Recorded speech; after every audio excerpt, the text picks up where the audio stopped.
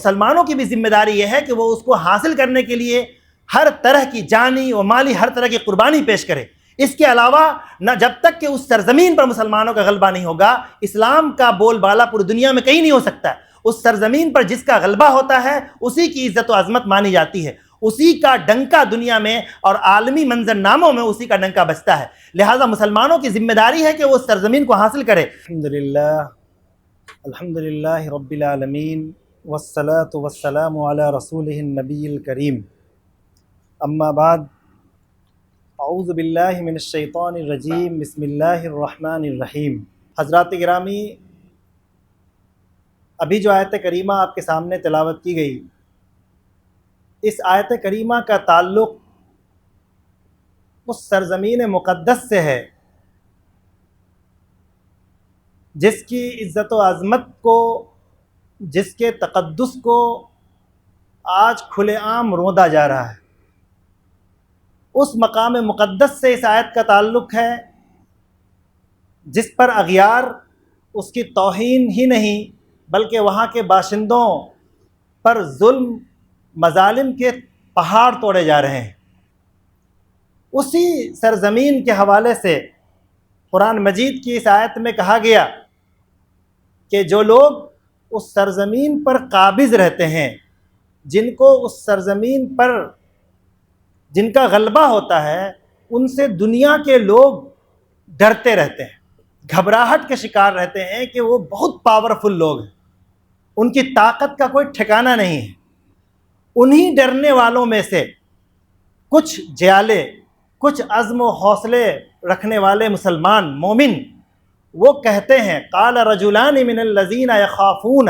انعم اللہ علیہم ادخلوا الباب، کہ انہی ڈرنے والے ہی لوگوں میں سے دو لوگ کھڑے ہو گئے اور کہا کہ ہرگز نہیں، تم اس سرزمین کے سرحد پر داخل تو ہو جاؤ، ان لوگوں پر حملہ کرتے ہوئے اس سرزمین مقدس کی سرحد پر داخل تو ہو جاؤ۔ فَإِذَا دَخَلْتُمُوهُ فَإِنَّكُمْ غَالِبُونَ، اور جب تم اس پر داخل ہو جاؤ گے تو یقیناً تم ہی غالب رہو گے۔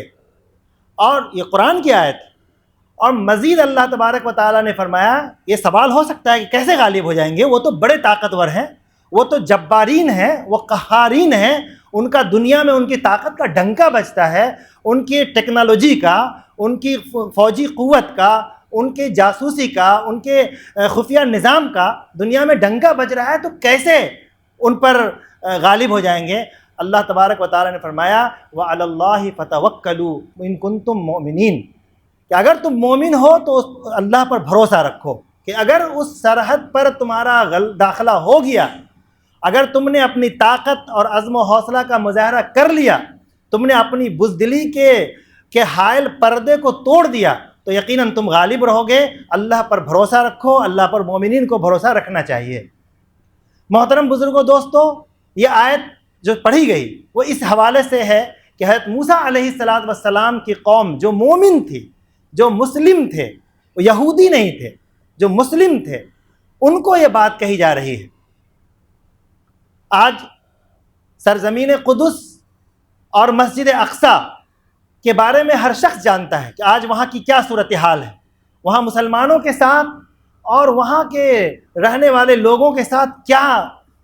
حالات پیدا کیے جا رہے ہیں، ان پر ظلم کے کس قدر ظلم و زیادتی کی جا رہی ہے، اس کا تصور کر کے رونگٹے کھڑے ہو جاتے ہیں۔ بہرحال اس مسجد کے حوالے سے، اس سرزمین کے حوالے سے جہاں مسجد اقصیٰ موجود ہے، میرے محترم بزرگوں، دوستوں، کچھ غلط فہمیاں بھی ہیں۔ وہ غلط فہمی یہ ہے کہ بہت سارے مسلمان جو تن آسان مسلمان، وہ یہاں تک کہتے ہیں کہ اس سرزمین کو یہودیوں کے حوالے کر دینا چاہیے، وہ انہی کی سرزمین ہے، خواہ مخواہ اس کے بارے میں مسلمان کوشش کر رہے ہیں اور جھگڑے پیدا ہو رہے ہیں، ان کے حوالے کر دیا جائے تو امن قائم ہو جائے گا، اور ان کا حق بھی مانتے ہیں۔ میرے محترم بزرگوں، سب سے پہلے تو قرآن مجید نے کہا کہ لن ترضى عنك اليهود ولا النصارى حتى تتبع ملتهم، کہ یہود و نصارہ تم کچھ بھی ان کو دے دو، ان کو کچھ بھی ان کے حوالے کر دیجئے، لیکن وہ اس پر راضی نہیں ہیں، بلکہ وہ راضی ہیں تو اس بات پر کہ آپ ان کی ملت کو، ان کے مذہب کو قبول کر لیں۔ بس اسی پر وہ راضی، اس کے علاوہ انہیں کچھ نہیں چاہیے۔ تو یہودیوں کے حوالے سے جو کہا جا رہا ہے کہ ان کا حق ہے، تو ہمیں سمجھنا چاہیے کہ ان کا حق کیسے ہے۔ سب سے پہلی بات تو ان کا دعویٰ کیا ہے اس کے حوالے سے، وہ یہ کہتے ہیں، یہودیوں کا دعویٰ یہ ہے اس سرزمین کے حوالے سے کہ یہ سرزمین انبیاء کی سرزمین ہے اور ہم انبیاء کی اولاد ہیں، لہٰذا اس سرزمین کے وارث ہم ہوئے۔ میرے محترم بزرگوں، یہ نسبت تو صحیح ہے، یہ ان انبیاء سے ان کا تعلق ضرور ہے، لیکن ان انبیاء کے ساتھ انہوں نے کیا کیا؟ وراثت وارث ہونے کے لیے ضروری ہے کہ ان انبیاء کے سبق کو بھی یاد رکھا جائے، ان انبیاء کی تعلیمات کو بھی یاد رکھا جائے، ان انبیاء کی پیروی بھی کی جائے۔ لیکن انہوں نے تو ان انبیاء کی تکذیب کی، بلکہ ان انبیاء کو انہوں نے قتل کر ڈالا، بہت سے انبیاء کو، یہاں تک کہ حضرت موسیٰ علیہ السلام جن کی طرف وہ خاص نسبت کرتے ہیں، ان کو تو انہوں نے طرح طرح کی اذیتیں پہنچائیں۔ حضرت سلیمان علیہ السلام، حضرت لوط علیہ السلام، ان تمام انبیاء کے بارے میں انہوں نے تو فحش باتیں منسوب کی۔ تو کیا ان کا تعلق ان انبیاء سے ہو سکتا ہے؟ ہرگز نہیں ہو سکتا۔ قرآن مجید میں کہا گیا کہ أَفَكُلَّمَا جَاءَكُمْ رَسُولٌ بِمَا لَا تَهْوَىٰ أَنفُسُكُمُ اسْتَكْبَرْتُمْ فَفَرِيقًا كَذَّبْتُمْ وَفَرِيقًا تَقْتُلُونَ۔ انبیاء کے بعض گروپ کو، بعض طبقے کو تم نے قتل کیا اور بعض کو تم تکذیب کرتے رہے، تو تمہارا ان انبیاء سے کوئی تعلق نہیں۔ یہودیوں کا دعویٰ یہ بھی ہے کہ یہ سرزمین، چونکہ ہمارے مقدسات وہاں پر موجود ہیں، مقدس جگہیں موجود ہیں، اس لیے وہ سرزمین ہماری ہے۔ تو محترم بزرگوں، کسی بھی جگہ پر کسی قوم کے مقدسات ہونے کی بنیاد پر وہ مقام ان کا نہیں ہو سکتا ہے۔ دنیا میں کوئی بھی آدمی نہیں یہ کہہ سکتا ہے کہ ہندوستان جو بدھسٹوں کے مقدسات یہاں بھرے پڑے، تو سارے ہندوستان بدھسٹوں کے حوالے کر دیا جائے۔ کوئی بھی دانش مند یہ نہیں کہہ سکتا ہے، نہ کہیں کسی پلیٹ فارم پہ یہ فیصلہ ہو سکتا ہے۔ اس لیے مقدسات ہونا یہ بھی کسی سرزمین کے مالک ہونے کی دلیل نہیں ہے۔ اسی طرح یہودیوں کا یہ دعویٰ بھی ہے کہ وہ اس سرزمین کے قدیم باشندے ہیں، ایک قدیم زمانے میں وہ یہاں آباد تھے، لہٰذا آج بھی یہ سرزمین ہماری ہے، ہمارے ہی حوالے کرنا چاہیے۔ تو محترم بزرگوں، کسی بھی جگہ پر قدیم باشندہ ہونا کسی جگہ کا، یہ بھی اس کے وارث ہونے کی دلیل نہیں ہوتی ہے۔ قدیم باشندے تو ہندوستان میں دراوڑ ہیں، تو کیا ان کے حوالے کر دیا جائے؟ امریکہ کے قدیم باشندے ریڈ انڈین ہیں، تو کیا پورے امریکہ کو ریڈ انڈین کے حوالے کر دیا جائے گا؟ یہ بھی دلیل نہیں ہے، نہ یہ ضابطہ ہے کہ کہیں پہ آپ قدیم باشندے کہیں کہیں تو وہ آپ کی ہے، چاہے سو سال بعد، ہزاروں سال بعد وہاں پہنچیں اور کہیں کہ قدیم زمانے میں ہم یہاں تھے تو ہمارا ہے۔ بھئی آپ ایک چھوٹے سے مکان کے بارے میں یہ نہیں کہہ سکتے کہ ہمارے یعنی جد امجد 200 سال پہلے اسی گھر میں رہتے تھے، لہٰذا یہ زمین ہماری ہے۔ یہ کوئی دلیل نہیں ہوتی ہے۔ یہ سب سیٹلمنٹ ہوتا ہے، یہ ہجرتوں کا طریقہ ہوتا ہے، دنیا میں الٹ پلٹ ہوتا رہتا ہے، کہیں آفات آ گئے، کہیں طوفان آ گئے، تو نظام بدلتا ہے، اور جہاں جو لوگ آباد ہو جاتے ہیں، جہاں آباد رہتے ہیں، وہ ان کی جگہ ہوتی ہے۔ تو یہ دلیل بھی ان کے پاس ناکافی ہے۔ انبیاء کرام کے تعلق سے جو ان کا دعویٰ ہے، تو حقیقت یہ ہے کہ یہ انبیاء کرام کہیں بھی نہ یہودی تھے نہ نصرانی تھے۔ ان انبیاء نے کبھی بھی نہ یہودیت کا دعویٰ نہیں کیا کہ ہم یہودی ہیں، اور نہ ہی انہوں نے یہودیت کو پھیلایا، بلکہ انہوں نے ہمیشہ اسلام کی تعلیم دی۔ خود حضرت موسیٰ علیہ السلام نے کہا فعلی اللہ توکلوا ان کنتم مسلمین۔ دیگر تمام انبیاء کی تعلیمات کو آپ دیکھیں تو انہوں نے اسلام کی دعوت دی ہے۔ اللہ کے نزدیک دین اسلام ہے، لہٰذا انبیاء کے پیروکار وہی ہوں گے جو اسلام کے پیروکار ہیں، جو انبیاء کے دین کے پیروکار ہیں، اور انبیاء کے سرزمین کے وارث بھی وہی ہوں گے جو انبیاء کے پیروکار ہیں۔ قرآن مجید میں یہ اصول واضح طور پہ بیان کر دیا گیا کہ مثلا ابراہیم علیہ السلام کے حوالے سے کہا گیا کہ ان اولی الناس بابراہیم للذین اتبعوہ، کہ ابراہیم کے وارث، ابراہیم کے قریبی وہی لوگ ہوں گے جو ان کے پیروکار ہیں، جو ان کی پیروی کرنے والے ہیں۔ ابراہیم نہ یہودی تھے، ما کان ابراہیم یہودیا ولا نصرانیا،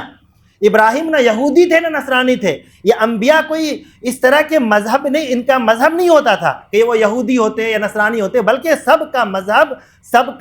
کا دین اصل میں اسلام تھا، وہ اسلام کے پیروکار ہیں۔ تو جو لوگ بھی اسلام کے پیروکار ہیں، دراصل وہ سرزمین انہی کا ہے۔ اب رہی بات مسلمانوں کا اس سے تعلق، مسلمانوں کا تعلق آپ دیکھیے نصوص سے، قرآن و حدیث کی روشنی میں، تو سب سے پہلا تعلق تو مسلمانوں کا یہ ہے کہ اس کو قبلہ اولا قرار دیا گیا، مسجد اقصیٰ کو، اور 17 مہینے مسلمانوں نے اس مسجد کی طرف، مسجد اقصیٰ کی طرف رخ کر کے نماز پڑھی۔ تو گویا کہ جو مقام آج مسجد حرام کا ہے وہ مقام ایک زمانے میں مسجد اقصیٰ کو حاصل رہا۔ دوسری بات کہ اللہ کے رسول صلی اللہ علیہ وسلم کو جب معراج پر بلایا گیا تو آپ کو مکۃ المکرمہ سے مسجد اقصیٰ کی طرف لے جایا گیا اور یہ بتایا گیا کہ مسجد اقصیٰ، اور وہاں پر قرآن مجید میں جہاں پہ یہ لفظ استعمال ہوا ہے وہاں پہ مسجد اقصیٰ کا لفظ استعمال کیا گیا، حالانکہ اس وقت مسجد نہیں تھی،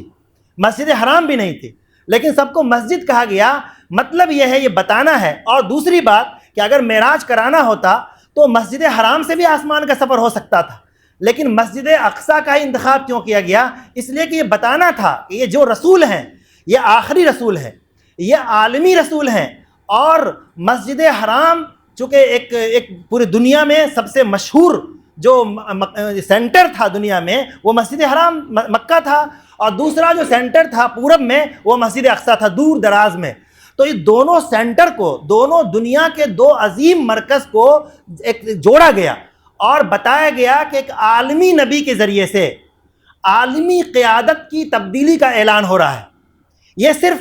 مسجد اقصیٰ اور مسجد نبوی سے مسجد حرام سے مسجد اقصیٰ کا سفر نہیں تھا، بلکہ یہ مسجد حرام سے مسجد اقصیٰ کا سفر یہ بتانا تھا کہ ایک عالمی رسول، ایک عالمی نبی کے ذریعے سے عالمی قیادت کی تبدیلی کا عالمی اعلان ہو رہا ہے۔ یہ اعلان چھوٹے پیمانے پر نہیں ہو پائے گا، مسجد حرام سے یہ اعلان نہیں ہوگا، بلکہ اس کے لیے مسجد اقصیٰ لے جائے گی آپ کو۔ سبحان الذی اسریٰ بعبدہ لیلا من المسجد الحرام الی المسجد الاقصیٰ، کہ مسجد حرام سے آپ کو مسجد اقصیٰ لے جایا گیا اور یہ بتایا گیا، وہاں پر انبیاء کرام کو جمع کرایا گیا، وہاں پر آپ نے تمام انبیاء کی امامت فرمائی۔ گویا یہ اعلان کرایا گیا کہ اب عالمی قیادت کی تبدیلی ہو چکی ہے، اور یہ عالمی اعلان ہے، لہٰذا مسلمانوں کو جس طرح مسجد حرام ان کے لیے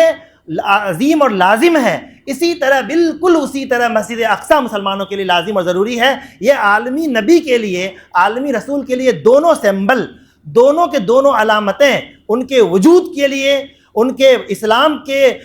کے غلبے کے لیے، اسلام کی بقا کے لیے، یہ دونوں چیزیں لازم و ملزوم ہیں، یہ بتانا تھا۔ تو مسلمانوں کا اس اعتبار سے پھر قرآن مجید میں آپ دیکھیے گا کہ اس شہر کا مختلف مقام پر تذکرہ کیا گیا ہے۔ الذی بارکنا حولہ کہا گیا، المقدسہ کہا گیا، بار بار اس کا تذکرہ کیا گیا ہے۔ اس سے معلوم ہوتا ہے کہ مسلمانوں کی کتاب میں اس کا گویا تعلق ہے، قرآن میں جب اس کا گفتگو ہے اس کے بارے میں تو اس کا مطلب مسلمانوں سے اس کا گہرا تعلق ہے۔ اللہ کے رسول صلی اللہ علیہ وسلم نے بار بار فرمایا کہ اس مسجد میں ایک رکعت نماز پڑھنا 50,000 نماز کے برابر ہے۔ اس کے بعد آپ سے پوچھا گیا کہ سب سے پہلے کون سی مسجد بنائی گئی؟ تو اللہ کے رسول نے فرمایا مسجد حرام، اور پھر آپ سے پوچھا گیا کہ کون سی مسجد بنائی گئی اس کے بعد؟ تو آپ نے فرمایا کہ مسجد اقصیٰ۔ تو اللہ کے رسول صلی اللہ علیہ وسلم کی زبان پر بھی مسجد اقصیٰ کا تذکرہ، اس مقام مقدس کا تذکرہ بار بار ہونا، قرآن و سنت میں بار بار اس کے بارے میں گفتگو کرنا، یہ بتاتا ہے کہ اس کا مسلمانوں سے گہرا تعلق۔ اب مسلمانوں کی اس حوالے سے ذمہ داری کیا بنتی ہے؟ میرے محترم بزرگوں، مسلمانوں کی ذمہ داری وہی بنتی ہے جو حضرت موسیٰ علیہ السلام نے اپنی قوم کو مصر سے جب آزاد کرا کر کے لائے اور میدان ایک مقام پر جب لائے تو ان سے کہا گیا کہ اب قوم کی نئی تعمیر ہونی ہے، اس قوم کو عزت و عظمت کی زندگی فراہم کرنی ہے۔ اب تک یہ غلاموں اور محکوموں کی زندگی گزارتے رہے، ذلیل و رسوا ہوتے رہے، آج ان کی تعمیر نو ہونی ہے، ان کو بلند مقام و مرتبہ ملنا ہے۔ تو اس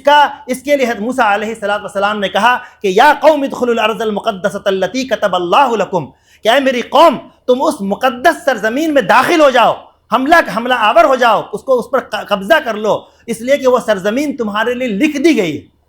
تو میرے محترم وہی چیز اسلام کے ماننے والوں کے لیے بھی یہی بات ہے کہ مسلمانوں کی بھی ذمہ داری یہ ہے کہ وہ اس کو حاصل کرنے کے لیے ہر طرح کی جانی و مالی ہر طرح کی قربانی پیش کرے۔ اس کے علاوہ نہ جب تک کہ اس سرزمین پر مسلمانوں کا غلبہ نہیں ہوگا، اسلام کا بول بالا پوری دنیا میں کہیں نہیں ہو سکتا۔ اس سرزمین پر جس کا غلبہ ہوتا ہے اسی کی عزت و عظمت مانی جاتی ہے، اسی کا ڈنکا دنیا میں اور عالمی منظر ناموں میں اسی کا ڈنکا بجتا ہے۔ لہٰذا مسلمانوں کی ذمہ داری ہے کہ وہ اس سرزمین کو حاصل کرے۔ اللہ کے رسول صلی اللہ علیہ وسلم نے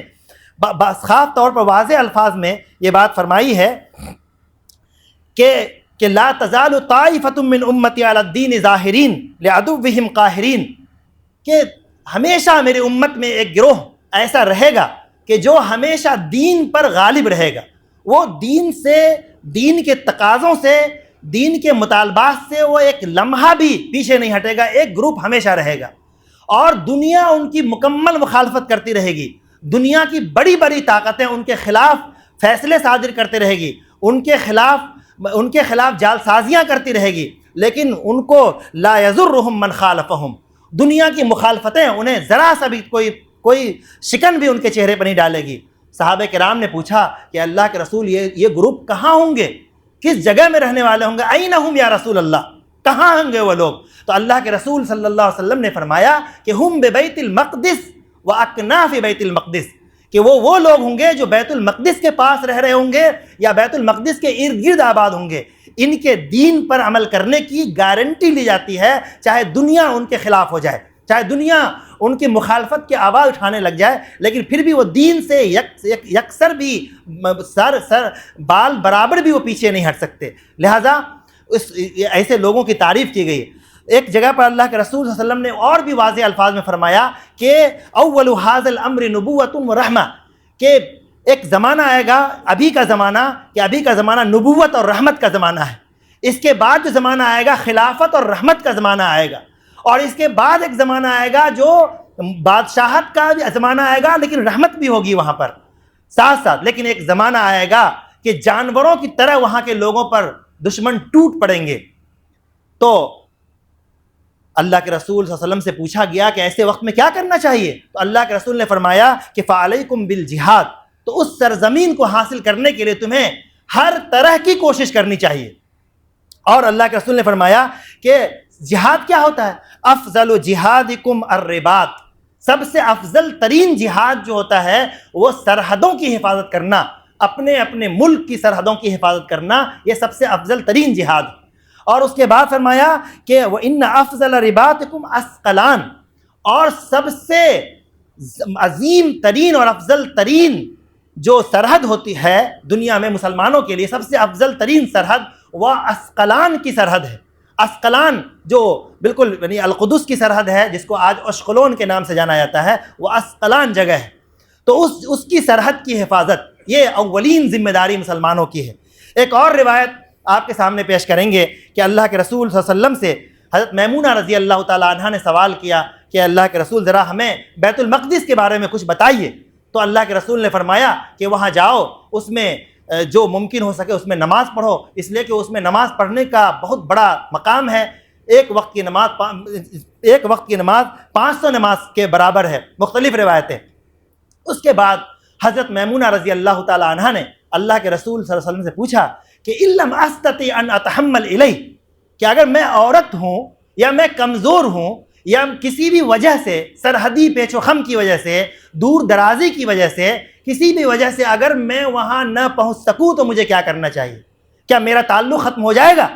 اللہ کے رسول صلی اللہ علیہ وسلم نے فرمایا کہ چاہے تم عورت ہو، مریض ہو، معذور ہو، کسی بھی طرح کے عذر کے شکار ہو، اس مقام سے، اس جگہ سے، مسجد اقصیٰ سے تمہارا تعلق ختم نہیں ہو سکتا، بلکہ یہ ہے کہ فَتُهْدِيَ لَهُ زَيْتًا يُسْرَجُ فِيهِ، کہ کم سے کم وہاں پر تم تھوڑا سا تیل بھیج دو جس کے ذریعے سے اس مقام پر روشنی کا انتظام کیا جا سکے۔ یعنی تیل بھیجنے سے کنایا ہے کہ تمہارا تعلق وہاں کبھی بھی ختم نہیں ہوگا، جس طرح کی وہاں ضروریات ہیں۔ اگر وہاں پر مسلمانوں کا غلبہ ہے، مسجد اقصیٰ کو وہ عزت و عظمت حاصل ہے جو اسے چاہیے، تو پھر تمہارا اس کے نظم و انصرام میں شریک ہو جانا، اس کے انتظامات کو آگے بڑھا دینا، یہ تمہاری ذمہ داری کافی ہے۔ لیکن اگر وہ آج جس طرح دشمنوں کے نرغے میں ہے، جس طرح آج ارض فلسطین کو رسوا کر رہے ہیں، جس طرح مسجد اقصیٰ کے مقدس کو اپنے جوتیوں کے تلے یہود روند رہے ہیں، ایسے وقت میں صرف تیل بھیجنا کافی نہیں ہوگا، اور تیل نہ بھی بھیج کر کے خاموش بیٹھ جانا کافی نہیں ہوگا۔ یہ ہماری بے حسی اور نہایت ہی افسوسناک غفلت ہے جس کے ہم آج شکار ہیں۔ ہمیں ہر حال میں اس کے لیے کچھ نہ کچھ سوچنا چاہیے، اور کم سے کم اتنا تو ہم سوچ ہی سکتے ہیں کہ ہم اس کے لیے مخصوص انداز میں، مخصوص ماحول میں اللہ تبارک و تعالیٰ سے اس کی عزت و عظمت کی، اس کی عظمت رفتہ کی واپسی کے لیے دعا کریں۔ وہاں جو لوگ اپنی جانوں کو قربان کر رہے ہیں، ان کے ایمانی حوصلے اور ان کے عزم و حوصلے کی بلندی کے لیے دعا کریں، ان کے ثبات کی، ان کے ثابت قدمی جو وہ قربانیاں دے رہے ہیں، کم سے کم اس کی تو ہم عظمت کے قائل ہوں، اس کو تو ہم یاد کریں، ان کی شہادتوں کو، ان کی مشکلات کو، ان کے آلام کو، ان کے اوپر ایسے ایسے مصائب ڈھائے جا رہے ہیں کہ اگر زمانے پر ڈھا دیا جائے تو زمانہ دن رات بن جائے گا۔ تو میرے محترم بزرگوں، ہمیں یاد رکھنا چاہیے، ہمیں بھولنا نہیں چاہیے، ہمیں ہمیشہ اللہ تبارک و تعالیٰ کی بارگاہ میں ان مجاہدین کی عزم و حوصلے کی بلندی کے لیے دعا گو ہونا چاہیے، رو رو کر کے، گر گرا کر کے، اپنے خاص وقت میں اس کے لیے ہمیں دعا کرنا چاہیے۔ اللہ تعالیٰ سے دعا ہے کہ اللہ تعالیٰ ہمیں اس کے لیے فکر مند ہونے، اس کے لیے جد و جہد کرنے اور اس کے لیے جو کچھ بھی ہم کر سکتے ہیں کرنے کی توفیق نصیب فرمائے۔ ربنا تقبل منا انک انت السمیع العلیم، بارک اللہ لنا ولکم فی القرآن العظیم ونفعنا وإياكم بالآيات والذكر الحكيم إنه تعالى جواد كريم ملك بر رؤوف رحيم۔